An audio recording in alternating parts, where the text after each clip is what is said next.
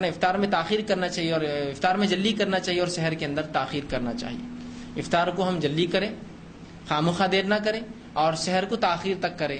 خواہ جلدی کر کے انسان جو ہے کہ بس جلدی کر لو درست نہیں ہے، بلکہ اطمینان کے ساتھ آپ سحر کر سکتے تاخیر تک، اور جلد سے جلد جو ہے افطار ہم کرنا چاہیے، اس لیے کہ اللہ کے رسول صلی اللہ علیہ وسلم طبرانی کی روایت فرمایا کہ تم جو ہے افطار میں جلدی اور سحر میں تاخیر کیا کرو۔ لیکن اس کا معنی کیا ہے یہ بھی سمجھ لیں، ورنہ بہت سی بار ہوتا ہے لوگوں کو قرآن حدیث جلدی سمجھ میں نہیں آتی ہے، ٹھیک، اور اپنی عقلیں لڑا کر جو ہے بات سمجھانا اور بولنا چاہتے ہیں۔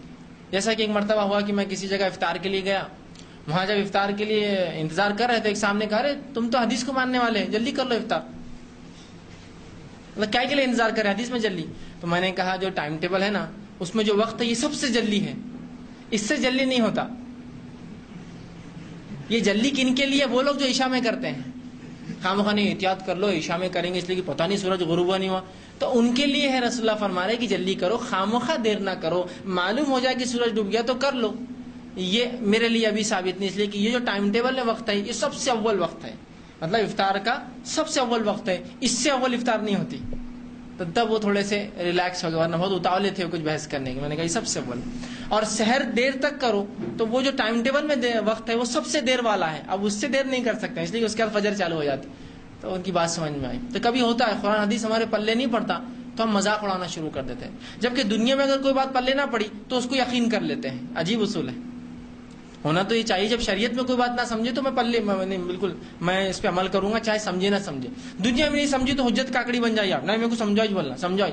لیکن معاملہ الٹا ہے، اگر میں یہ کہوں کہ وہ گاڑی کا انجن کیسے چلتا ہے، ہاں وہ ایسا چلتا ہے، پسٹن چلتا ہے، آگے پیچھے ہوتا ہے، ادھر سے دھواں نکل جاتا ہے، فلاں ہو جاتا ہے، گاڑی چل جاتی ہے۔ نہیں سمجھا، اب نہیں سمجھ رہا ہوں تم کو تو سمجھ لو بس چل رہا ہے ایسا، تو بولتا اچھا یقین آ گیا کہ چل رہا ہے ایسا، ٹھیک۔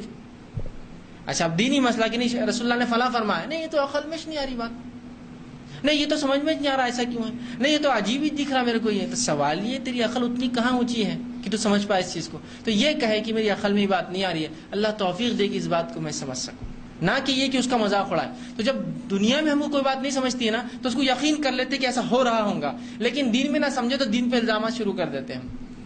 تو کہا جلدی کر لو آپ، تو میں نے کہا حدیث میں معنی یہ ہے سمجھنے کی کوشش کریں، سمجھیے چیزوں کو، جلدی اور دیر سے مراد کیا ہے سمجھ رہا۔ تو افطار میں جلدی سے مراد وہ سب سے اول وقت ٹائم ہے، اس سے جلدی مت کیجیے، وہ سب سے اول وقت لکھا گیا ہے، سوائے 1 منٹ کے پلس مائنس کے ڈفرنس ہے۔ اور سحر کا وقت ہمارے علاقے کے ٹائم ٹیبل کے اعتبار سے 5 منٹ کا پلس مائنس ڈفرنس سے کیا جاتا ہے، ٹھیک۔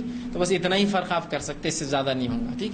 تو سحر میں آپ کوشش کریں کہ تاخیر تک کریں، آخر وقت تک آرام سے کھائے، اور افطار میں جو ہے جلدی کرنے کی خواہ تاخیر نہ کرے، پتہ نہیں ہوا نہیں ہوگا، احتیاط، اور پھر یقین ہو جائے جب 1 آدھ گھنٹہ ہو گیا تو نہیں اب ہوا ہوگا، تو خواہ دیر نہیں کرنا چاہیے، ٹھیک۔ اسی طرح اگر آپ سحر